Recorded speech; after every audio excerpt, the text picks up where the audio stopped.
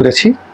এই বিজয় অর্জন করাটা বড় বিষয় নয়, এই বিজয় ধরে রাখা, এই বিজয় উপভোগ করা, এই বিজয়কে বাস্তবে রূপ দান করা এই মুহূর্তে আমাদের পবিত্র দায়িত্ব এবং কর্তব্য।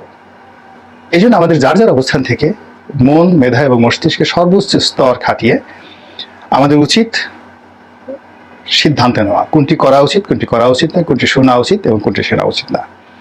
আমি আওয়ামী লীগের রাজনীতি পুনঃপ্রতিষ্ঠিত হোক, আওয়ামী লীগ নির্বাচনে আসুক, এটা চাই। কিন্তু শেখ হাসিনা, শেখ পরিবার এবং তাদের যারা সহযোগী যারা ছিলেন, যারা 2014 থেকে আমাদের জীবন জ্বালিয়ে পুড়িয়ে ছারখার করে দিয়েছেন, তারা এই রাজনীতিতে পুনর্বাসিত হন, এই দেশে বুক ফুলিয়ে চলাফেরা করেন, আঙ্গুল উঁচিয়ে কথা বলেন, এটা আমি চাই না। এ দৃশ্য দেখার আগে আমার মৃত্যু হোক, সম্মানজনক আল্লাহ রাব্বুল আলামিন আমাকে মৃত্যু দান করুন এবং আমি সসম্মানে আল্লাহর কাছে যেন যেতে পারি, এই প্রার্থনা করি। কিন্তু ওইরকম একটা পরিণতি, সে আবার শেখ হেলাল, আবার শেখ সেলিম, আবার জাহাঙ্গীর কবির নানক, আবার সবাই আসলেন এবং তাদের দাপটে আমরা সবাই ভয়ে থরথর করে কাঁপছি, যে যার মতো দৌড়াচ্ছি, এ দৃশ্য কল্পনাই করা যায় না। আল্লাহ আমাদেরকে সুমতি দান করুন, হেফাজত করুন এবং হেদায়েত দান করুন। প্রিয় দেশবাসী, আপনারা যে যেখান থেকে ভিডিওটি শুরু থেকে শেষ পর্যন্ত দেখেছেন, আপনাদেরকে অসংখ্য ধন্যবাদ জানাই।